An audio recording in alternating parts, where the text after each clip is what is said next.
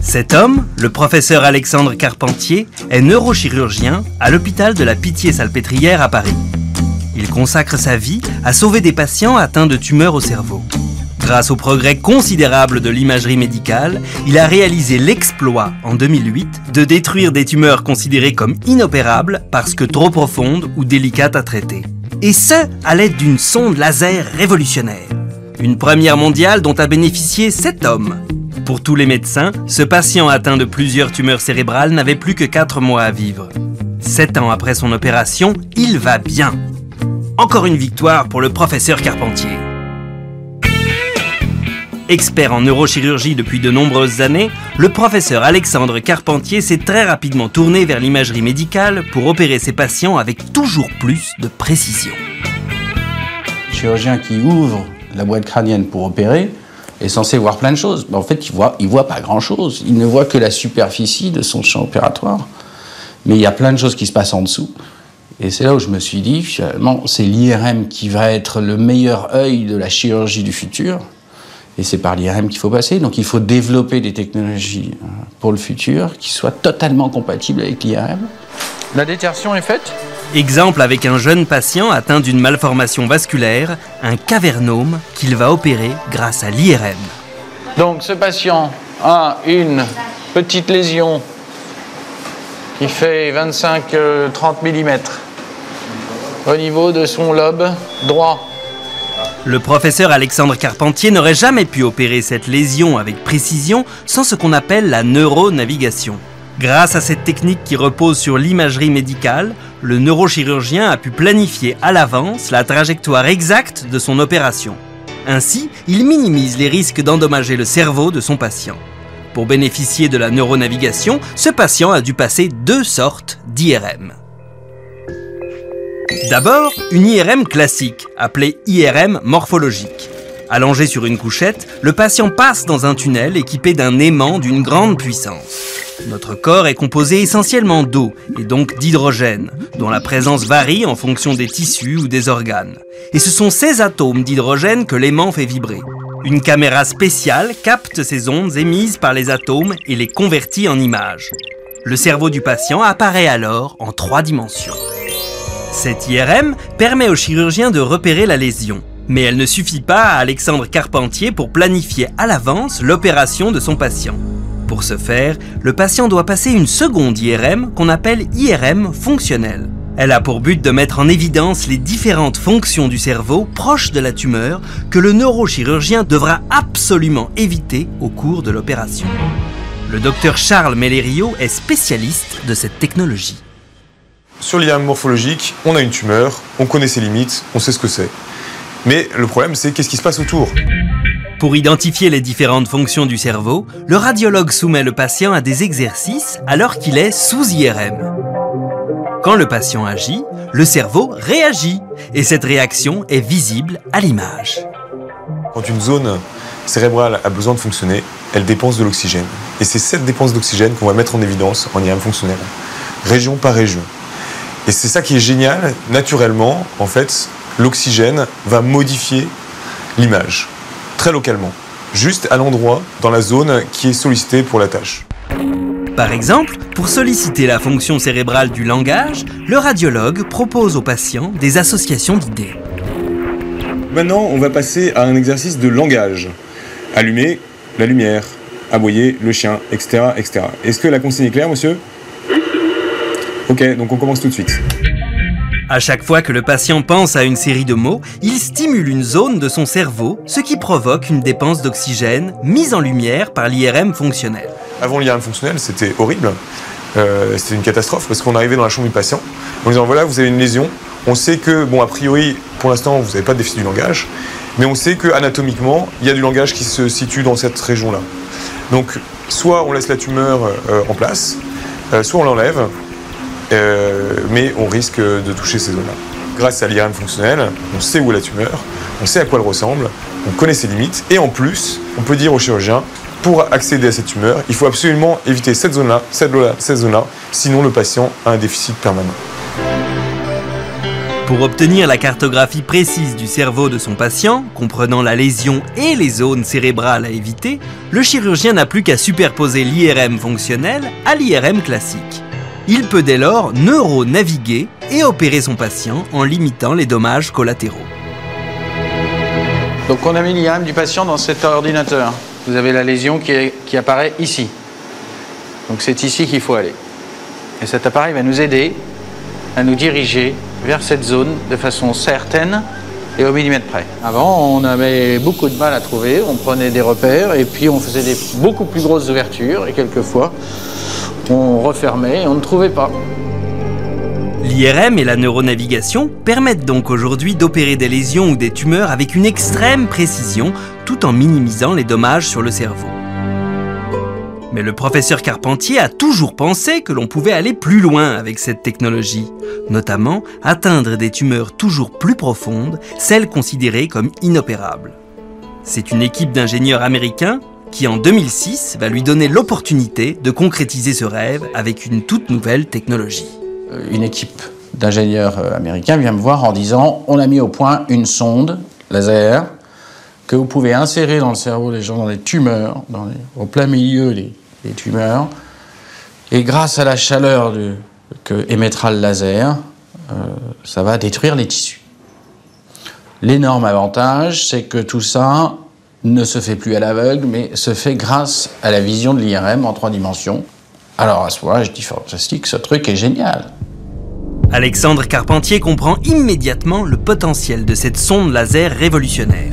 Grâce à elle, il pourra sauver des patients condamnés par des tumeurs cérébrales profondes, et ce, chose incroyable, sans ouvrir complètement leur boîte crânienne.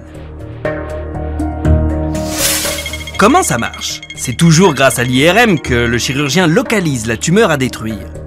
Puis, il perce un petit trou de 3 mm dans la boîte crânienne et y glisse une fibre optique terminée par un laser jusqu'à ce qu'il atteigne la tumeur cérébrale. Le patient est ensuite mis sous IRM. Le laser activé va chauffer la lésion pendant que les images fournies par l'IRM vont contrôler la température des tissus jusqu'à la disparition de la métastase. Mon rôle a été d'abord d'y croire. Pas facile pour un chirurgien, parce que c'est pas une technique qui est très chirurgicale dans l'âme. C'est une technique où on met une sonde, on va dans l'IRM. Ensuite, de faire les premiers malades. C'était que des patients qui étaient véritablement en fin de course et en résistance de tout ce que vous pouviez imaginer. On leur a fait cette technologie laser, qui est une technologie chaleur, qui va détruire obligatoirement les cellules.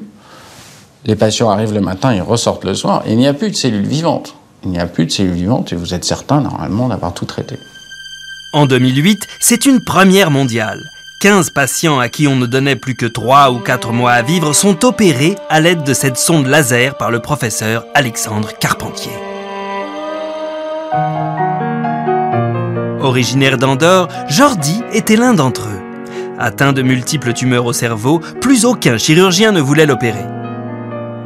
Avec sa femme, il vient aujourd'hui à l'hôpital de la Pitié-Salpêtrière pour passer une IRM de contrôle.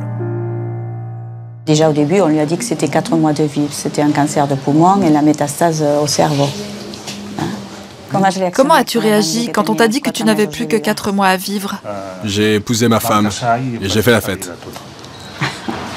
Nous nous sommes mariés, parce qu'on n'était pas mariés avant. Et puis après, on a fait une fête pour dire au revoir à la famille. Mais aujourd'hui, 7 ans plus tard, Jordi est toujours en vie et ne fait plus que des IRM de contrôle.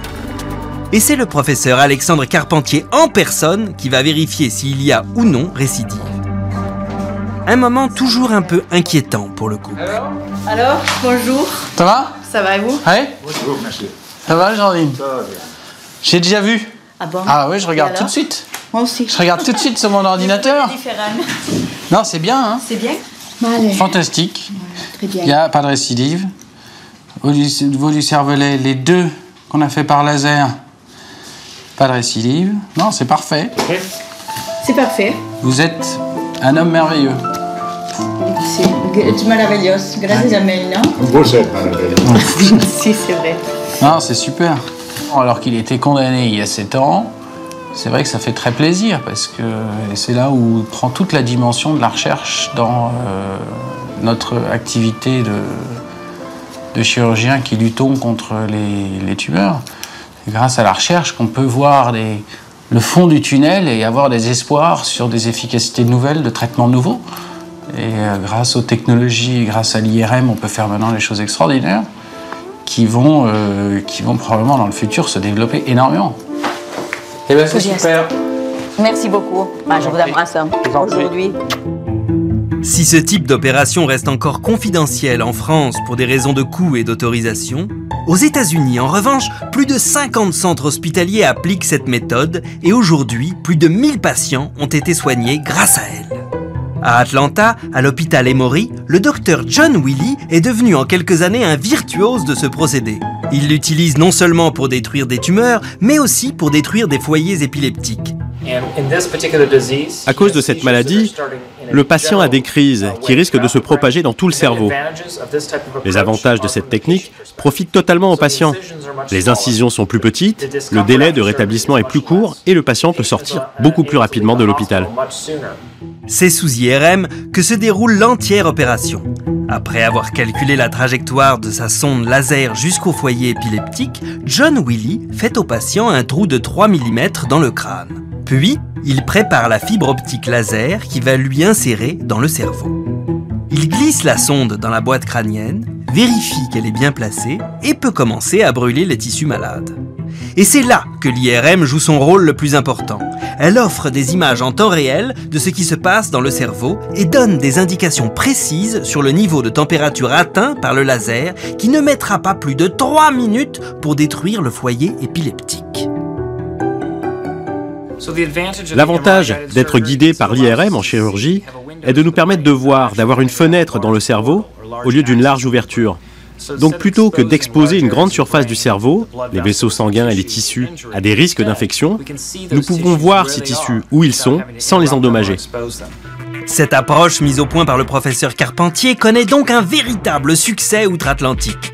Mais le chirurgien, toujours en quête d'innovation, continue de travailler à son amélioration. Car si la sonde laser est très efficace pour des tumeurs rondes, elle l'est beaucoup moins quand elles ont une forme complexe. Il a donc eu l'idée de remplacer le laser par une nouvelle technique à base d'ultrasons pour traiter tous les types de lésions possibles. J'ai essayé de mettre au point une sonde qui était non pas avec une énergie laser, mais avec une énergie à base d'ultrasons. Donc là, vous avez des milliers d'émetteurs ultrasonores sur toute la circonférence. Donc l'avantage sur le laser, c'est une sonde qu'on n'a pas besoin de déplacer, qui est capable de traiter des lésions plus grosses et qui est capable de s'adapter parfaitement à la forme de la tumeur qui, souvent, n'est pas ronde. Mais alors, quelle est la différence entre la sonde laser et la sonde à ultrasons? Le laser, situé à l'extrémité de la sonde, envoie une boule de chaleur pour brûler la tumeur. Mais il ne s'adapte pas à sa forme. Si elle ressemble à un nuage à la forme complexe, la boule de chaleur ne va pas pouvoir englober toute la tumeur. La sonde à ultrasons, en revanche, est entourée de dizaines d'émetteurs ultrasonores qui envoient de l'énergie au millimètre près. Ils savent former un faisceau de telle sorte qu'il s'adapte à n'importe quelle forme de lésion. Et c'est l'ordinateur qui va régler la puissance d'émission des ultrasons qui vont chauffer les tissus jusqu'à tuer la tumeur. À l'ICM, l'Institut du cerveau et de la moelle épinière à Paris, des physiciens travaillent en étroite collaboration avec le professeur Alexandre Carpentier sur cette nouvelle innovation. Michael Canet, directeur de recherche sur ce projet, nous en explique le fonctionnement. Avec les ultrasons, nous pouvons diriger l'énergie dans une direction précise. Et grâce à cela, nous évitons de détruire des tissus sains. Nous ne tuons que la tumeur. Quant à l'IRM, elle nous donne la température des tissus que nous brûlons en temps réel, ce qui est un immense avantage. En utilisant la température, nous savons quelles sont les tumeurs que nous allons détruire. Et au-delà de 60 degrés, nous savons que nous les avons bien tués. Grâce à ces prouesses médicales, grâce à des pionniers comme le professeur Carpentier, la chirurgie de demain sera de moins en moins invasive et de plus en plus légère, précise et efficace. Sur arte.tv/futurmag, venez découvrir The Human Brain Project. Un projet scientifique qui regroupe plus de 100 universités à travers le monde. Son ambition, mieux comprendre l'incroyable complexité du cerveau et simuler son fonctionnement. L'un de ses objectifs, guérir les maladies neurologiques qui affectent presque 1 milliard de personnes dans le monde.